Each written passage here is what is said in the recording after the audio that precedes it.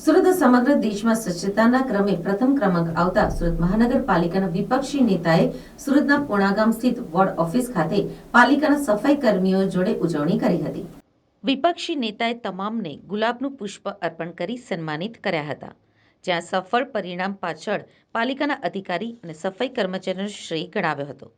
ભવિષ્યમાં પણ સ્વચ્છતામાં સુરત નંબર 1 રહે તે પ્રકારની કામગીરી આગળ પણ કરતા રહે તેવી આશા વ્યક્ત કરી હતી। વિપક્ષી નેતાએ સૌ કર્મચારી અને અધિકારીઓ સાથે ગરબા ઝૂમીને ખુશીની લાગણી વ્યક્ત કરી હતી। દિલ્હી ખાતે યોજાયેલા સ્વચ્છતા સર્વેક્ષણ કાર્યક્રમમાં ઇન્દોર બાદ સુરતને સમગ્ર દેશમાં સ્વચ્છતામાં પ્રથમ ક્રમાંક મળ્યો છે, જે બદલ શહેરીજનોની સાથે સાથે પાલિકાના સફાઈ કર્મીઓ અને અધિકારીઓમાં ખૂબ જ ખુશીનો માહોલ જોવા મળી રહ્યો છે। સુરતને સ્વચ્છતામાં નંબર 1 લાવવા પાછળ અધિકારી અને કર્મચારીઓની મહેનતોનો મોટો સિંહફાળો રહ્યો છે। તે જ કારણ છે કે આજ રોજ પાલિકાના વિપક્ષી નેતા પાયલ સાકરિયાએ સુરતના પૂર્ણાગામ સ્થિત પાલિકાની વોર્ડ ઓફિસ ખાતે કર્મચારીઓ અને અધિકારીઓ જોડે ઉજવણી કરી હતી। પાયલ સાકરિયાએ સફાઈ કર્મચારીઓને ગુલાબનું પુષ્પ આપી સન્માનિત કર્યા હતા, જ્યારે કર્મચારીઓ અને અધિકારીઓ જોડે ગરબાની રમઝટ પણ બોલાવી હતી।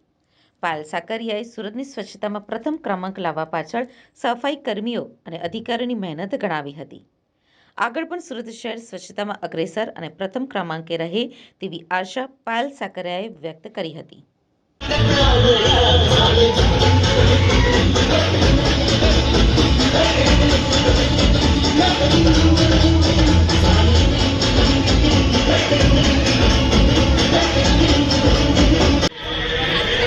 આ બાજુ જોજો,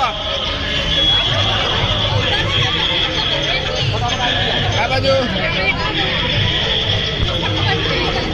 એકદમ ખૂબ જ ઊંચા અવાજમાં જેટલા આપણે તાનથી આજે નાચતા હતા ને એવી જ રીતે આપણે ભારત માતાનો જય ઘોષ કરીશું।